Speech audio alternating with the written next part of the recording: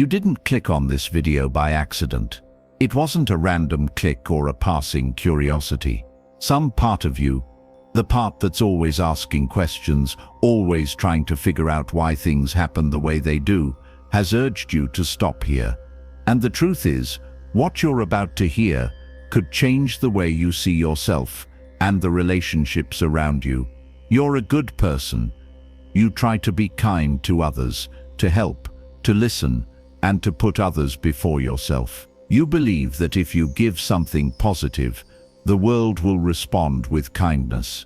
But you've come to realize that's not always the case. Sometimes, your kindness isn't appreciated. Some people take advantage of it. Some people take it for granted. And worse, some people even look down on you just because you didn't choose to be tough or fight back. You may have asked yourself, what did I do wrong? Why did kindness hurt me? Am I too weak? But what you need to understand is, it's not that you're weak. It's how society views and responds to kindness, especially when it doesn't come with clear boundaries. This video won't tell you to stop being kind.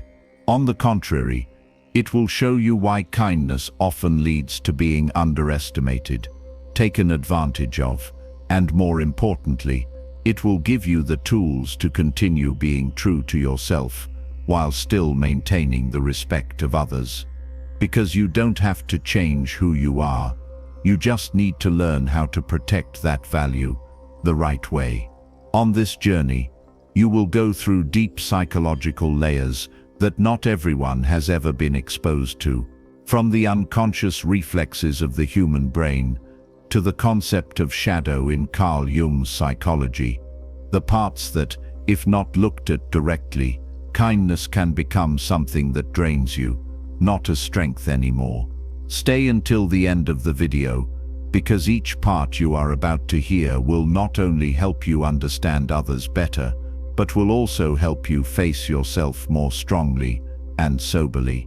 Change will begin not with the way you treat others, but with how you redefine your own values. And that is the first step to being able to continue to be kind, and not let kindness become the reason for you to be hurt again. Have you ever felt like you were doing the right thing but were ignored, looked down upon, or even taken advantage of? It's no coincidence. It stems from a very real but little spoken rule. When kindness has no limits, people stop appreciating it. In psychology, there is a phenomenon called the benevolence exploitation effect. It describes the tendency of people to take someone who is always kind, always willing to help, never complains, and doesn't set limits. They start to take it for granted. And when something becomes a given, it loses its value. Your presence, your support, your patience gradually become the default that others think is always there. People unconsciously tend to test the limits. When you don't set boundaries, some people will keep pushing, keep asking, keep receiving, without ever asking yourself if you're tired, if you need time for yourself. This doesn't always come from a bad place. Sometimes you've taught them that you're okay with sacrifice. That's the blind spot of kindness. You give too much, and you don't realize that you're teaching others how to treat you. In social settings, from work to friends, from family to lovers, kindness without firmness is often misinterpreted as weakness. People who always say, "Okay, I can help, it's okay," are often labeled as docile, malleable, replaceable. The scary thing is that you can still be smiling, still helping, but inside you start to feel empty, tired, and undervalued. And it will continue until you set boundaries. Not by anger, not by being cold, but by being clear and steady. Carl Jung once said, "No one can reach the light without going through his own darkness." In this case, the darkness is not something evil, but the part you always hide, the ability to refuse, the ability to protect yourself, the ability to say no without feeling guilty. The more you suppress this part, the more likely it is that others will cross your limits. You may have thought that if you were always kind, one day people would understand, would appreciate. But the opposite is true. Kindness without boundaries does not lead to gratitude. It leads to contempt. Not everyone is sensitive enough to recognize the silent sacrifices. And if you do not reshape the way you express kindness, you will gradually disappear from the eyes of others, not because you are not valuable, but because you have erased it with wordless suffering. So what is the solution? It is to learn to give selectively. It is to set clear limits on time, energy, and emotions. It is to have the courage to say, I am tired today. I can't help right now. That is beyond my capacity. These statements do not make you selfish. They make you valuable. When you know how to say no at the right time, your help becomes more valuable. When you know how to protect your time and emotions, others will have to see you in a different light, as someone who is both kind and has inner strength. And that is when your kindness is no longer an excuse to be taken advantage of, but becomes a quality worthy of respect. In the next section, you will understand more clearly about an even deeper psychological mechanism, why your kindness makes others feel uncomfortable, even react negatively, when you have done nothing wrong. What triggers in their minds when they encounter someone as genuine as you? The answer will give you a very different perspective, not only on them, but also on how you shape the relationships around you. Have you ever been kind to someone, completely sincere, without expecting anything in return, only to receive a suspicious look, avoidance, or even a cold attitude? That reaction left you confused, hurt, and sometimes skeptical about your own kindness. Why is that? Why does an act of kindness arouse discomfort in others? The answer lies in a very deep aspect of the human psyche, what Carl Jung called the shadow. The shadow is not a bad thing. It is the part of each person that we try to hide or deny. The emotions, desires, fears, aspects of ourselves that we do not want to admit we have. All are pushed into the darkness of the mind. When you are kind, sincere, without calculation, you unintentionally become a mirror. And what you reflect back is not who you are, but the part of yourself that others do not want to see. You force them to face the fact that they have lost something, their ability to trust, their kindness, their innocence. For some, that is not a pleasant thing. Your kindness, even if it is well-intentioned, may be misinterpreted in the mind of the emotionally closed person. They do not believe in giving without expecting anything in return. They suspect that you are hiding something, and to protect their defensive worldview, they respond with coldness, contempt, or worse, they seek to denigrate that kindness. Not because you are wrong, but because your presence makes them feel uncomfortable with themselves. This is one of the silent tragedies of kind people.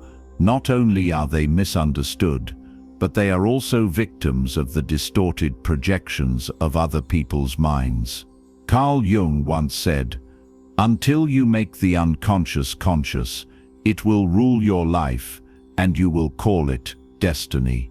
The negative reactions you receive are not necessarily from you, but from the unprocessed shadow of the other person. In fact, many people have learned to live on defense. They believe that everyone has an ulterior motive. For them, kindness is a cover, a tactic, a pretense. And when they meet you, a genuinely kind person, they cannot simply accept it. They will be suspicious, they will resist, they will find a way to remove you from their belief system. Because if they accept you as you are, they will have to admit that they have lived too long in a closed, skeptical, afraid of being hurt. So what do? Not by changing who you are, not by becoming cold to fit in, but by realizing that other people's reactions are not necessarily a true reflection of you. Sometimes they are just a reaction to what you have provoked in them. And when you understand this, you no longer carry the burden of having to please everyone. You don't have to water down your kindness just because someone isn't ready to receive it. Instead, you are selective. You give kindness to those who appreciate it. You give it not out of obligation, but because you know it's the most beautiful part of you, and it deserves to be treated with the respect it deserves. You also need to protect yourself from being hurt by false reactions, not by closing yourself off, but by knowing who you are, where your value lies, and that it's not your responsibility to heal those who aren't ready to face their own shadow. Genuine kindness doesn't need to be proven, it just needs to be put in the right place. And you'll find that when you hold kindness with clear boundaries, you'll start to attract people who are on the same energy level, people who don't see you as a tool, but as a deeply valuable person. That's when you not only live true to your nature, but also keep yourself safe. In the next section, you will see why kindness not only makes others uncomfortable, but is also considered backwards in modern society, where competition, profit, and power are often valued more than kindness. And understanding this, you will be more confident when choosing to walk differently in a world full of masks. In an ideal world, kindness would always be welcomed, appreciated, and accepted. But the reality that you have, or sooner or later, will face, is the more kind you are, the more you feel like you are going against the majority. The more sincere you are, the more likely you are to be marginalized. The more tolerant you are, the more likely you are to be labeled as weak, naive, or even unrealistic. The reason is that modern society does not build values that are based on kindness. It operates on the principles of efficiency, competition, and speed. In that environment, those who know how to fight, calculate, and be tough at the right time are considered successful. On the contrary, kind people are often seen as not playing by the rules, not knowing how to protect their own interests. When you enter a space where personal value is measured by the wisdom to deal with things, then your sincere behavior becomes a deviation. You don't calculate, you don't manipulate, you don't counterattack, you don't respond with your ego, but with silence and tolerance. And that's exactly what makes you suspicious, excluded, or even mentally attacked. Why? Because your kindness upsets the belief system of the majority.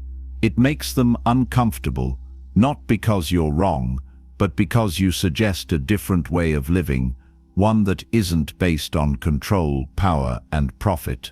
And they're not ready to accept that. They're too used to the quid pro quo way of thinking, give and take.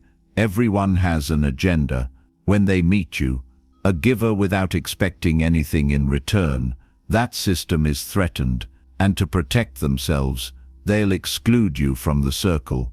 Your kindness, in their eyes, is not a conscious choice, but a manifestation of social incompetence. They label you as easy, weak, naive, and insecure, and when they call you that, they feel more comfortable with their own choices. They don't need to change, because they've justified why you're different. Why they're right. In fact, many people aren't afraid of you, they're afraid of what you represent. You're living proof that it's possible to be kind and still be strong. It's possible to give without losing your values, and your presence is a silent reminder that they can be different. The Seb, if they dare. But instead of having the courage to change, they choose to mock, belittle, or shun you. So what do you do when you find yourself in that position? You don't need to change who you are, but you do need to realize that being kind in this society is a courageous choice. It requires awareness, not of being tough, but of understanding what path you're on and why it's worth continuing. Because when you stand firm in your choice, you attract people who share your values. People who don't laugh at you for being nice, but are grateful that you remind them that people can still live together with trust. Carl Jung once said, "What you resist persists."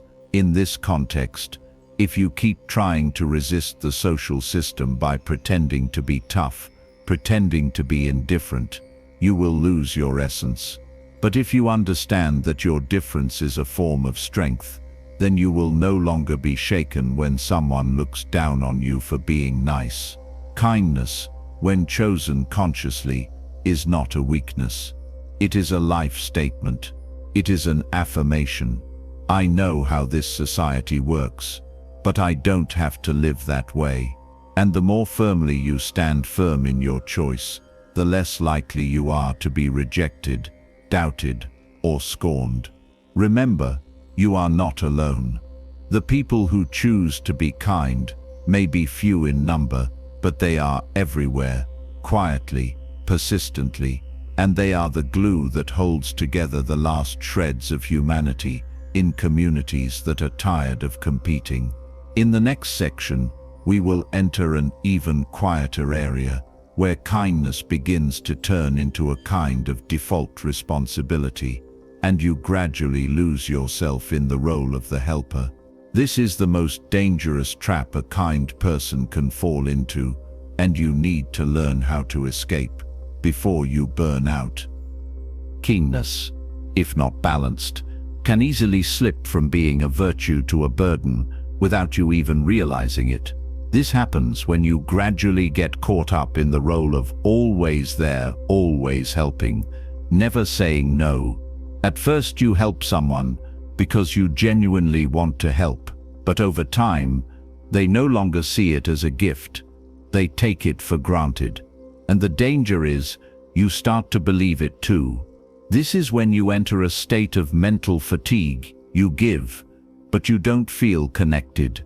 You are present, but you feel invisible. People start speaking to you in the same tone. You would help, right? I know you wouldn't say no. They don't ask how you are. They don't care if you are strong enough. They don't mean to hurt you, but their default takes away your sense of choice. Gradually, you become part of the support system in other people's lives, not because they value you, but because you are always available. And that makes people stop seeing you as a person with feelings, limits, desires. You become a carrier. And the saddest thing is, you don't remember when you accepted that role. There is something that few people say out loud. When you help others constantly, without ever speaking up about your own needs, you are sending a hidden message. I'm fine. I don't need anything. And as a rule, the people around you will act in the same way. They stop asking, stop caring, stop paying attention to you. Not because they are bad, but because you have missed the opportunity to be seen fully, as a person with both abilities and needs. Carl Jung once said, "If someone wants to see the good in you, they will. If they want to see the bad, they will. And that depends more on them than on you." This quote reminds you that you cannot control how others see you, but you can absolutely control the message you send. If you are always silent, always smiling, always available, you are teaching others that you are limitless. And when you do, you are blurring your own boundaries, the basic condition for a healthy relationship to exist. Kindness needs to be limited. No limit, no value. When you know when to stop, know how to refuse firmly, Your kindness truly becomes a choice, not an obligation. Choosing who to help, when to help, how much to help. That is how you preserve kindness without letting it hurt you. No one can live without being cared for. No one can afford to be the one to take on everything for others without ever being asked, "Are you okay?" But if you never give others a chance to care for you, by speaking up, by saying, "I need time," or simply, "I can't today," then they won't know what else to do but keep receiving. Maybe you're afraid of disappointing others, afraid that if you don't help, they'll be sad, they'll leave. But have you ever asked yourself, if someone only stays because you're always there, is that relationship really worth keeping? Is your presence in that person's life out of affection or out of convenience? You don't have to be heartless to be respected. You just have to be honest with yourself. A lasting kindness always starts with kindness to yourself. When you listen to your own needs and know when to stop, the help you give to others will be truly fulfilling, healthy, and valuable in the long run. Start with the smallest things. Say no to something you know will drain you. Cancel an appointment you really don't want to attend. Turn off your phone on an evening when you need some quiet time. No need to explain too much. No need to feel guilty, because you are doing what is necessary to save yourself, and that is never a selfish act. In the next section, you will understand why kindness becomes worthless when it is too easy to reach, and why only by moderating your kindness can you keep its true value in the eyes of others. This is the key to breaking out of the cycle of burnout without giving up your inner goodness. There is a simple but hard truth. Anything that is always available will eventually be taken for granted. It is a law of perception. When something becomes a default, people stop appreciating it. And this applies to your kindness with sad clarity. If you are always the one who responds to messages immediately, always ready to listen to others' sorrows, always present when someone needs help, gradually, that help is no longer seen as an act of kindness. It becomes an obligation, a default in the eyes of others. And when an act of kindness is seen as an obligation, it loses both its value and its original power. Have you ever felt that others are no longer grateful to you, even though you continue to give? Have you ever noticed that the person who once appreciated you today becomes indifferent or even more demanding tomorrow? It is not because they have changed for the worse, but because your kindness has become too accessible, too frequent, too unconditional. When someone knows you will always say yes, they no longer think about asking permission.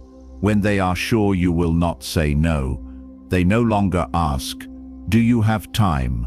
or "Are you okay?" Your availability has made them stop setting boundaries, and you have stopped being seen as an individual with your own needs.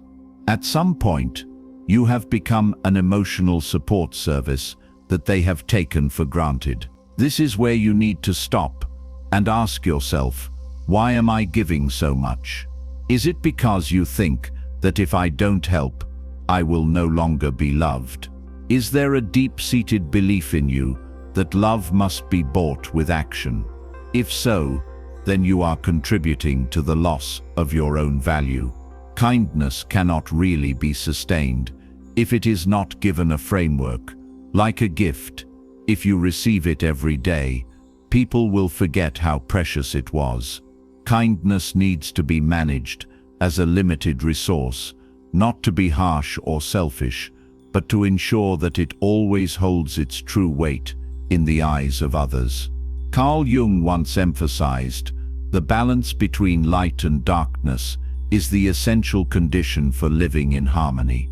If light is kindness, then darkness here is the boundary, the awareness to know when to stop.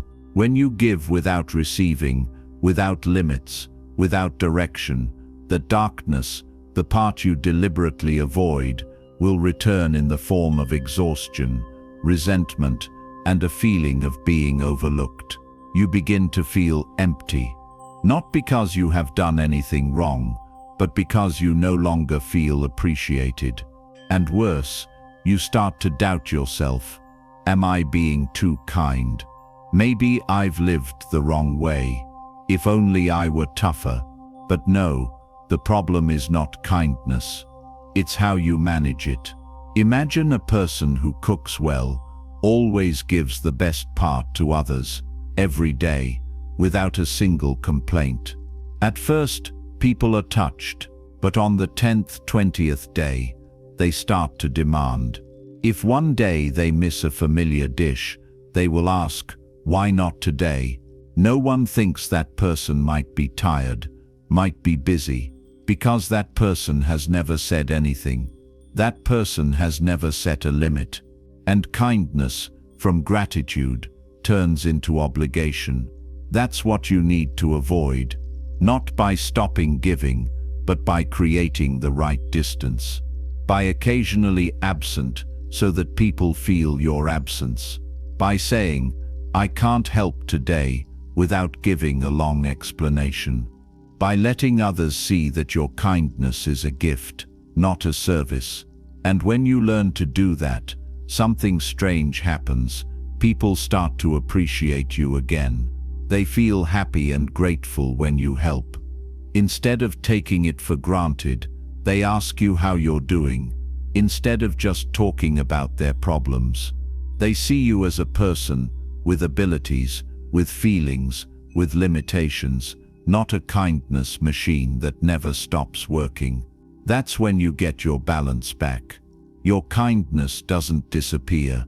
It's in the right place, at the right time, with the right people. And most importantly, it starts to matter again. In the next part, the final part, you'll connect all the things you've experienced on this journey. It's not just about being aware of other people's psychology, but about being deeply aware of yourself, how to be kind, strong, and have boundaries, without giving up your true self. It's about stepping out of the vulnerable nice guy role and becoming a decent person with weight, someone who commands respect, not because you demand it, but because you know how to maintain your own values. By the end of this journey, you will have seen one thing very clearly: kindness is never the problem. The problem is how you give it, consciously or not, with limits or not, with the understanding that you deserve it or not. Many good people in the world do not suffer because they are kind, but because they forget that they are also human beings who need to be cared for, listened to, and protected. Kindness does not have to disappear for you to be respected. You do not have to become cold, closed, or defensive to maintain your self-worth.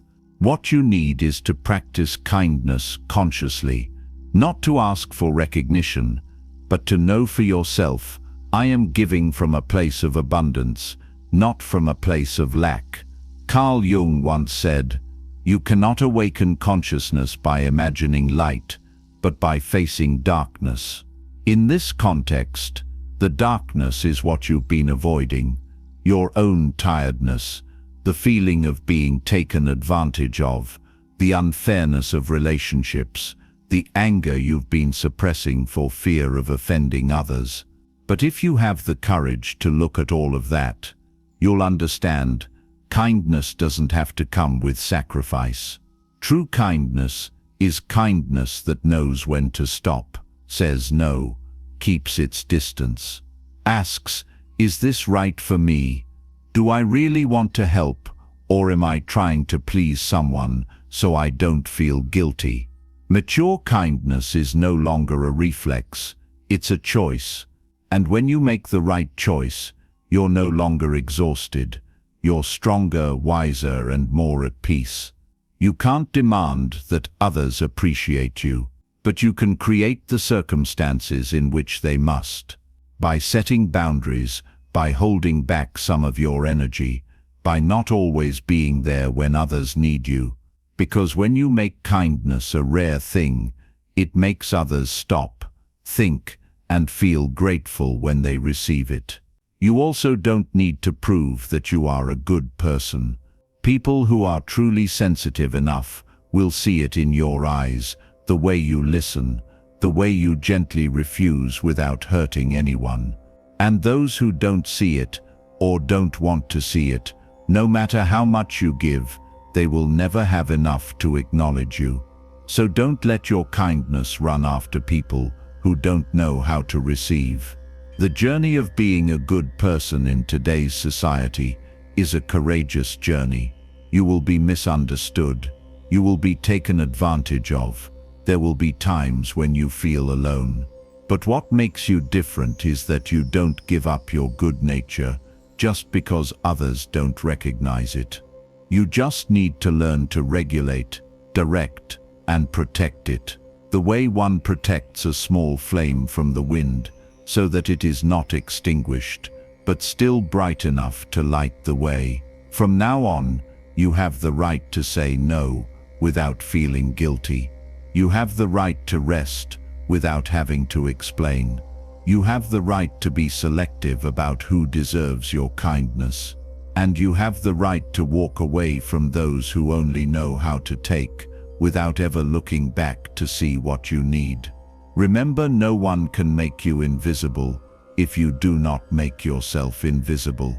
Your kindness is precious, but it is only truly valuable when you know how to keep a part of it for yourself. And one day you will look back on this process with deep gratitude. Not because you have changed to become tougher, but because you have learned to love your kindness more intelligently. You have stopped letting it be taken advantage of, forgotten, or misjudged. You have made kindness a powerful choice, and that is one of the most obvious signs of an emotionally mature person. What about you? Have you ever felt overlooked for being too kind? How have you learned to set boundaries? Share your story. Because kind people like you are not alone.